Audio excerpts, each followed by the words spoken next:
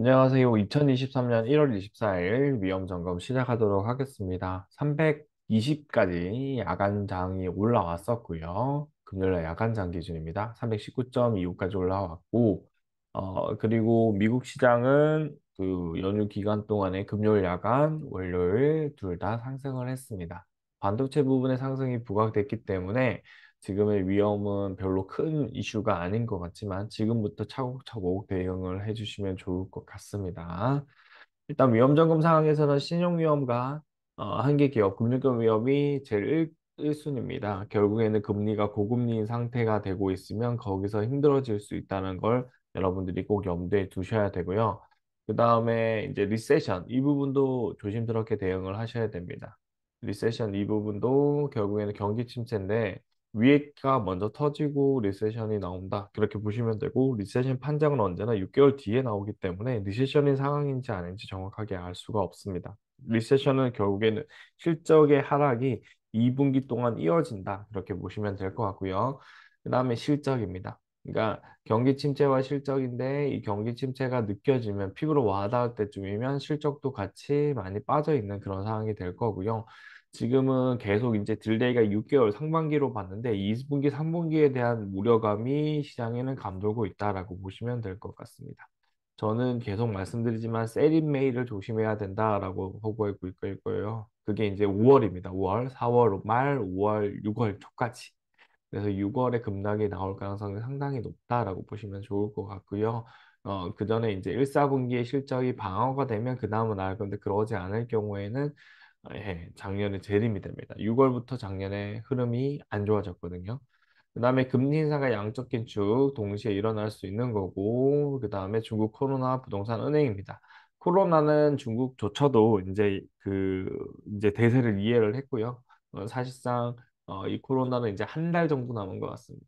이 한 달 정도 지나면 독감으로 치고받고 독감으로서 사망자가 발생하는 지금 우리가 옛날에는 못 느꼈지만 한 번에 많은 사망자가 발생하면서 아 이렇게 독감이 위험하구나를 체험을 했다라고 보시면 될 것 같고 다음에는 코로나 비슷한 병이 오더라도 지금 체제로 그러니까 백신이 나온다면 지금 체제로 유지가 될 가능성이 있다. 그렇게 봐주시면 될 것 같습니다.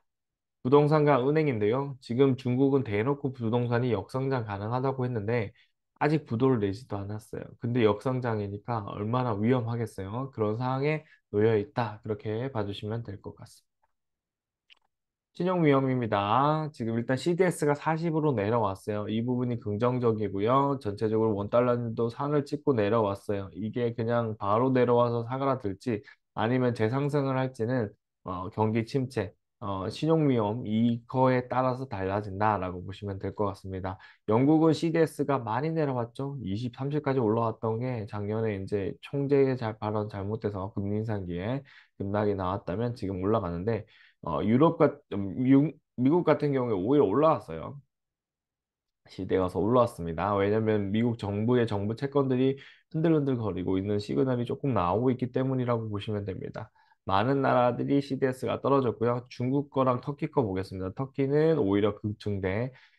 모든 위험의 시작은 터키에서부터 시작됐다. 그렇게 보시면 될 것 같고 작년에도 터키가 지금처럼 빠지면서 흔들흔들 거렸다. 이렇게 봐주시면 될 것 같습니다. 중국은 그대로 유지되고 있죠. 강제로 유지하고 있다. 이렇게 봐주시면 될 것 같습니다.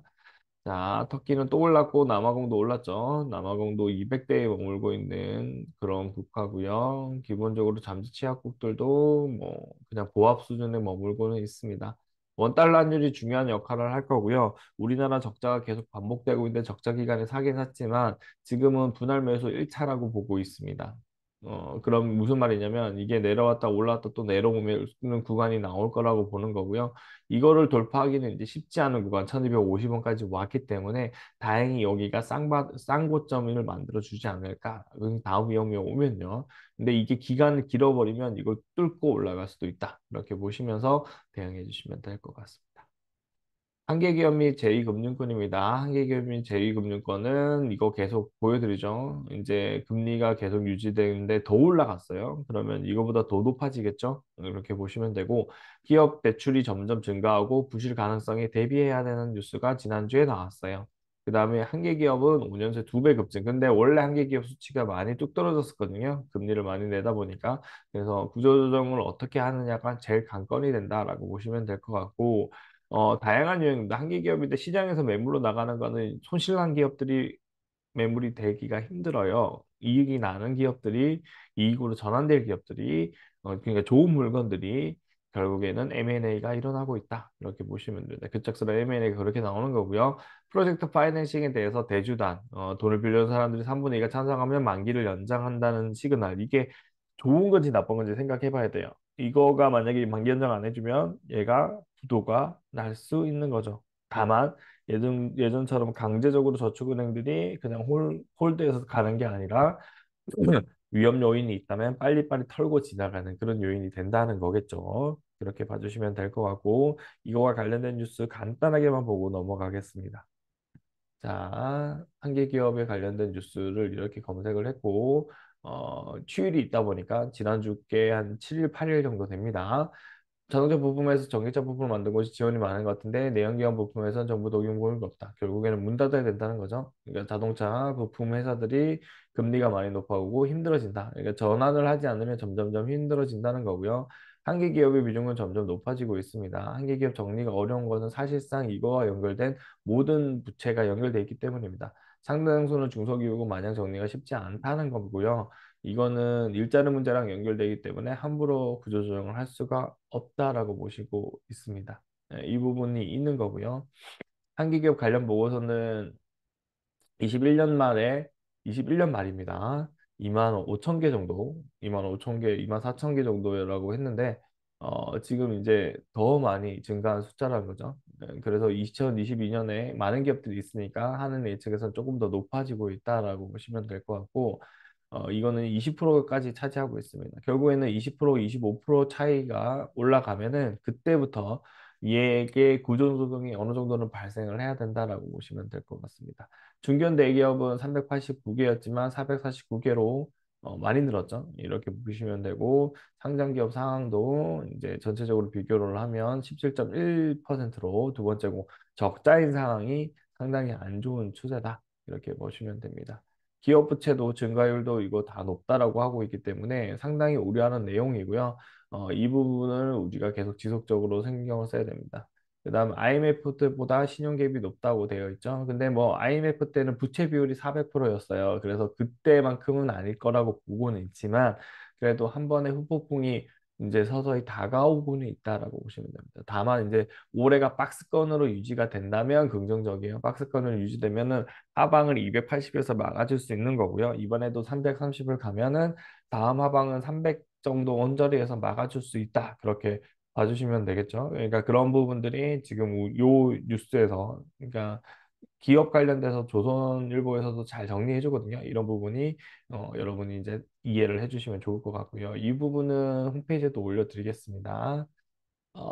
그다음에 기업 대출 증가세는 부실 가능성에 대비를 해야 되고요. 기본적으로 은행의 기업 대출이 점점 증가하고 있다는 거 나오고 있죠. 그러니까 앞에 있는 뉴스가 그대로 증가돼서 금융 안정 상황에 나오면은 14.8%에서 14.9% 이렇게 비교가 나오는데 뭐 크게는 그게 없죠. 2020년도 진짜 큰 위험들이 있지만 이거는 디폴트를 안 내고 넘어갔다라고 보면 이제는 디폴트를 낼 시점이 점점 다가오고 있다. 이렇게 봐주시면 될 것 같습니다. M&A도 구분법이 다른데, 그러니까 그 위험에 처하냐 아니냐에 따라서 달라졌다. 이렇게 봐주시면 될 것 같고, 한계기업 5년새 급증이라는 내용입니다. 구조조정 어쩌나. 앞에 뉴스를 조금 정리를 해준 뉴스다. 이렇게 봐주시면 될 것 같습니다. 자, 저축은행은 이거 하나 뉴스예요. 크게 위험이 없는 상황일 수도 있고 아니면은 진짜 조용한 암전 상태라고 보시면 될 것 같습니다. 부동산 프로젝트 파이낸스 정상화에서 업계 신호탄이 나오고 그다음에 그 국가에서 부동산과 관련된 걸 풀어주는 정책을 하죠. 중요한 건 이 풀어주는 정책이 성공을 하면 됩니다. 그래서 우리가 지금 일부 70% 이상의 위험 자산에 대해서 투자는 하고 있단 말이에요. 그러니까 나머지 30%는 현금이고 다른 ETF도 투자가 되는 거고 물론 많은 비율을 가지는 분은 50%까지도 가고 있을 겁니다. 그런데 이런 프로젝트 파이낸싱과 관련돼서 이런 부분들도 이제 여러분이 생각을 하셔야 됩니다. 그러니까 3분의 1 찬성시 만기 연장이라고 했지만 이게 과연 지속적으로 유지가 될 수 있어야 되고 그런데 이 대주단이 이제 만기 연장을 안 해주기 시작하면 사실상 디폴트가 일어날 수 있는 거죠. 그러니까 여기 저축은행 사태 때 자율구조조정을 하는데 이거를 업계에서 선제적으로 하겠다는 그만큼 자기들도 위험할 수 있다라는 걸 이해를 하고 있다는 겁니다. 이 부분들이 여러분들이 이제 고민을 해야 되는 요인이라고 보시면 될 것 같고, 이런다고 해서 무조건 떨어지는 게 아닙니다. 떨어지는 게 아니고, 시장의 상황은 요동치면서 올라가고, 어차피 지금은 2020년에 푼돈이 아직도 많고, 투자은행들은 수익률이 높고, 그 다음에 2020년에서 이번에 작년에 하락장 같은 경우에는 금리 인상기에 일단 피하고 보자의 심리가 강하게 들어왔다라고 보시면 될 것 같습니다. 지금 상황에서는 박스권 대응하시면서 330이 저는 맥스치로 보고 있는데 이거보다 조금 더 올라갈 수도 있어요. 그거는 심리에 따라서 달라지는 거기 때문에 아직 4월, 5월까지는 그냥 이게 그 랠리가 충분히 나올 수 있는 구간이고요. 그 다음에는 이제 세린메이가 한번 터져 나올 수 있다. 지금은 시장 분위기 유튜버 중에 누군가가 그거를 주도하고 있기 때문에 충분히 가능한 시나리오다. 그렇게 봐주시면 될 것 같습니다. 자, 그 다음 거 볼게요. 리세션입니다. 연착률 확률은 30% 그대로 보고 있고요. 견착률은 70%입니다. 이 비율이 이번에 높아졌다는 게 JP 모간의 이야기입니다. 경기 침체 가능성이 급격히 떨어지는데 7가지 지표, 그러니까 하이일드 채권 그런 것들 다 따졌을 때 많이 떨어졌다. 그렇게 보고 있는 거고요. 그러나 미경작자들은 52%는 올해 경기 침체. 그러니까 이게 연착률도 경기 침체의 하나거든요. 그러니까 침체가 안 올 확률도 50%나 보고 있다라고 보고 있으면 될 것 같아요. 그러니까 나쁜 비율이 아닙니다. 그 다음에 여기는 65%라고 되어 있죠. 그러니까 그 경기 침체의 3분의 2가 가깝고 올해는 마이너스 성장. 이게 전부 다 조금씩 개선되고 있는 모습이 보이시죠? 그 부분이 시장에서 긍정적으로 보고 있고, 그 다음에 금리 인상 속도가 지금에서 머물고 있기 때문에 시장은 괜찮게 보고 있다라고 보시면 됩니다. 이 뉴스 중에서 이걸 보면요. JP모건은 요거 7가지 지표입니다. 여기 크레딧이라는 게 신용 리스크거든요. 신용 리스크가 떨어지고 있다. 그러니까 22년도 10월에 비교해서는 위험도가 떨어지고 있다. 하얀색이 떨어진 거예요. 그렇게 보시면 되고. 근데 5년 금리는 높아진 상태고, 그 다음에 여기 있는 그 정부채도 높아진 상태예요. 금리가 높아지면서 같이 간 거죠. 그러니까 지금 이 상황을 유지를 할 거예요. 이 상황을 유지를 할 건데, 이제 뭐 상반기에 바로 침체가 오느냐, 하반기에 침체가 오느냐, 그 싸움이고요. 중국이 어떻게 반응하느냐도 중요한 기점이다. 그렇게 봐주시면 될 것 같습니다. 컨센서스 전망치는 10월에 50%에서 65%로 뛰어 올랐고, 그 다음에 침체 확률 발생률은 73%로 책정했었는데, 작년에 98%에서 떨어졌기 때문에 긍정적이라는 거죠. 근데 73%도 상당히 높은 그런 상태라고 보시면 될 것 같습니다. 그리고 1, 4분기 침체는 확정적이고요. 1, 4분기에 막 수익률이 막 좋아 보이는 그런 거는 조금 고려가 될 수 있는 부분이다. 이렇게 보시면서 시장 대응해 주시면 될 것 같습니다. 여기까지 보고요. 자, 금리 인상과 양적 긴축인데요. 금리가 많이 높아졌습니다. 0.25% 정도 다 높아진 건데 긍정적인 거는 이 두 개가 너무 이제 밀착을 하고 있죠. 3개월과 1년물이 거의 유사가 돼서 역전이 돼버리면 안 되겠죠. 그러니까 근데 여기는 얘가 1년물이 더 높은 상태였고 얘가 이거였죠. 그러니까 지금 얘가 높아진 속도랑 얘가 높아진 속도 보면 얘가 높아진 속도가 적죠. 그러니까 아직도 낮은 금리. 그러니까 기간이 짧은 녀석들이 금리가 높은 상태가 지속되고 있다. 이거는 이게 해소되기 전까지는 제대로 된 투자가 힘들어진다. 이렇게 봐주시면 되고 단기적으로 돈이 필요한 기업들이 늘고 있다라고 보시면 됩니다. 2023년 최저금리는 5%로 저는 예상하고 있고요. 23년에 2월, 3월 각각 0.25pp씩 두 번씩 올라갔고 최종금리 5%로 예상을 하고 있습니다. 그거를 이제 보면은 압도적으로 이번에 2월에 이만큼 오르고 3월에는 5pp까지 오른다는 게 압도적이에요. 거의 그 방향으로 가고 있고 그러면 5%의 금리가 되면 우리나라 금리도 4%, 3.75%나 4% 정도까지 올라갈 수 있다. 이때 금리 인상하고 난 다음에 올리지 말지는 고민을 할 것 같아요. 이때 우리나라가 금리를 안 올리면 또 열강하면서 조금은 올라갈 수는 있습니다. 그러나 3.5는 절대 낮은 금리가 아니라는 거. 투자를 함에 있어서 조심스럽게 봐야 되는 금리라는 거 꼭 생각해 주시면 좋을 것 같습니다. 실적입니다.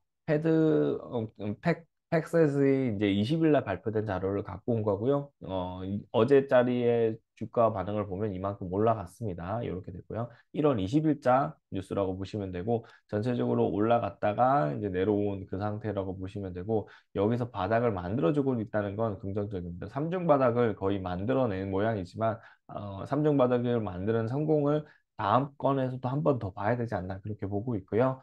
에너지와 그 소재, 그다음에 헬스케어에서는 이제 마이너스 성장이 되는 거고, 그다음에 레비뉴가 감소는 되는 건데 전체적으로 흑자폭이 많다 보니까 어닝이 줄어든다 그렇게 보시면 되는 거고요.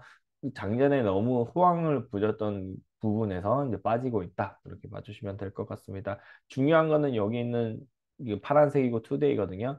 그러니까 파란색보다 그 파란색이 회색보다 높으면은 이제 다음 분기가 긍정적으로 볼 수 있는데 파이낸셜 쪽에서는 긍정적이고 나머지 여기 컨슈머 스테이블 고정 그 조금 이제 내구재 좀 높은 쪽 그다음에 나머지들은 뭐 그렇게 좋지는 않은 상황이다. 그렇게 봐주시면 됩니다. 실적은 침체는 아니지만 좀 좋지 않은 방향으로 가고 있다. 2020년 기준으로 그렇게 봐주시면 될 것 같습니다.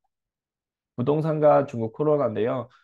이거는 그냥 이걸로 대체하겠습니다. 중국 코로나는 80% 감염이고요. 우리나라도 거의 80% 이상이 감염이 됐다가 백신의 효과로 이제 조금만 앓고 나가고, 그다음에 나이가 드신 분들은 이제 치명적인 작용을 했죠. 중국도 동일하고요. 사망자는 이만큼밖에 발표 안 한 이유는 사망했으면 그냥 가기 때문에 일본이 옛날에 했던 그 정책을 그대로 우리나라도 했고 우리나라 다 검사했어요. 근데 중국은 검사 안 하고 그대로 넘어가고 있다. 이렇게 봐주시면 될 것 같습니다. 이 부분이 중국 코로나가 이제 한 달, 길면 이제 두 달, 그 안에 끝나고 이제 위드 코로나로 바뀐다. 그걸 보여주는 거고요. 시장은 그거에 대해서 한화하면서 반응을 하고 있다라고 보시면 됩니다. 반대로 부동산 부분은 올해 경제 성장에서 역할 줄어들 거고 마이너스 성장이라고 얘기를 하고 있습니다. 경제 성장은 역할 축소하는데 이제 헝다그룹 같은 경우에 48조 원을 날렸다고 해요. 근데 이제 부동산과 관련된 총액이 얼마냐면 500조입니다. 지금 중국이. 그래서 그 500조를 어떻게 커버 치느냐에 따라서 전체적인 시장이 부러지냐 안 부러지냐까지도 연결됩니다. 다만 중국이 이제 구조화 상품과 연결되어 있기 때문에 이거를 구조화 상품으로 살 수도 있어요. 그러니까 안 좋은 채권하고 좋은 채권 섞어가지고 그 보금리로 해서 팔 수도 있는데 만약에 그거에서 일탈이 나온다면 큰 경제적 위험, 2008년과 준하는 경제적 위험이 나오기 때문에 되도록이면은 내년도 올해 말부터 나오고 내년 초에 나오는 7% 중국발 금리 상품은 절대 가입하지 마세요. 이제 몇 년 전부터 계속 말했던 그거 그러니까 ELS는 절대 가입하지 마세요라고 했던 거랑 동일한 상태라고 보시면 될 것 같습니다. 오늘 위험 점검은 여기까지 하고요. 앞으로는 위험의 강도가 조금은 아직은 진짜 숨어 있는 그런 잠복기에 가까워지고 있습니다. 그래서 랠리가 조금은 이어질 것 같고 실적이 작년에 썩 나쁘지 않았다. 그래서 저점을 찍었다는 시그널이 나오면 추가 상승이 나올 거고 아니다. 올해는 더 나빠질 수 있다. 그렇게 하면 하락이 나올 수 있다. 그러나 고금리 상태에서는 무리하게 베팅을 해서 대응하기보다는 정말 현금 보유 꼬박꼬박 해주시면서 지금 구간은 다시 현금 보유를 해줄 구간입니다. 다시 30에서 50%까지 땡겨 넣어야 될 구간이라고 보시면서 대응을 해주시면 될 것 같습니다. 오늘 영상 같이 해주셔서 정말 감사합니다. 여기까지 하겠습니다.